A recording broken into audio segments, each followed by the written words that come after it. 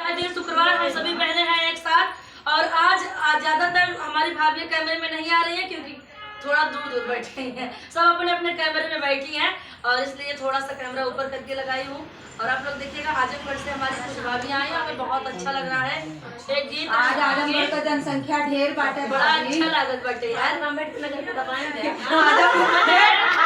जिला वैसे दबंग बाटे। हाँ यार, लेकिन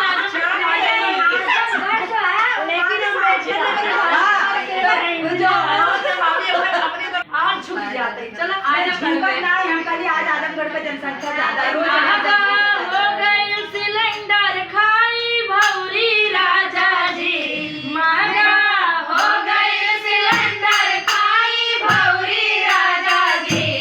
ना बचाए ना बनाई ना पकौड़ी राजा जी, ना बचाए ना बनाई ना पकौड़ी राजा जी।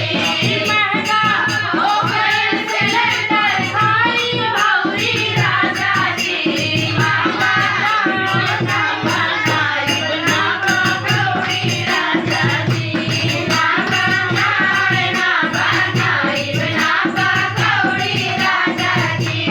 ना बचाए ना बनाई ना पकौड़ी राजा जी, ना बचाए ना बनाई ना पकौड़ी राजा जी।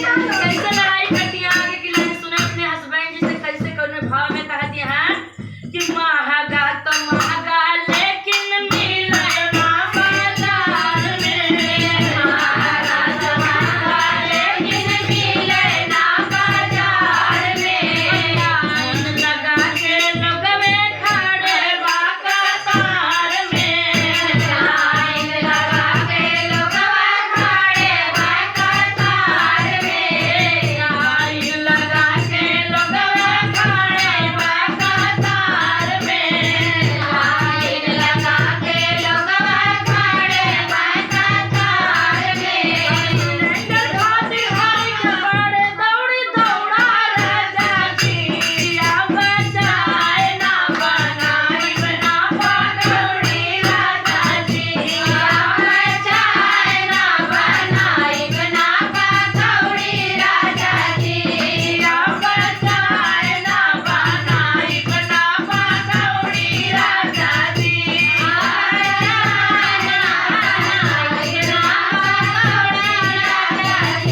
सुनिला हमारा से चूल्हा ना फुकाई, सुनिला हमारा से चूल्हा ना फुकाई, सुनिला राजा हमारा से चूल्हा ना फुकाई, सुनिला हमारा से चूल्हा ना फुकाई।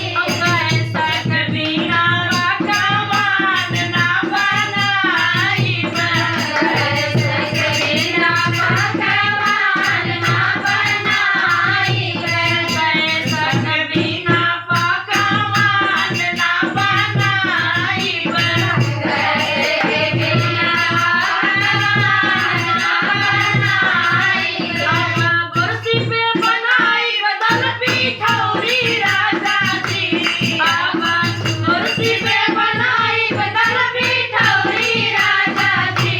कि अब चाय ना बनाई ना पकौड़ी राजा जी, कि अब चाय ना बनाई ना पकौड़ी राजा जी, अब चाय ना बनाई ना पकौड़ी राजा जी, अब चाय ना बनाई ना पकौड़ी राजा जी। हे दादा, आगे की लाइन सुना, एक लाइन बाजो। अरे हे दादा हे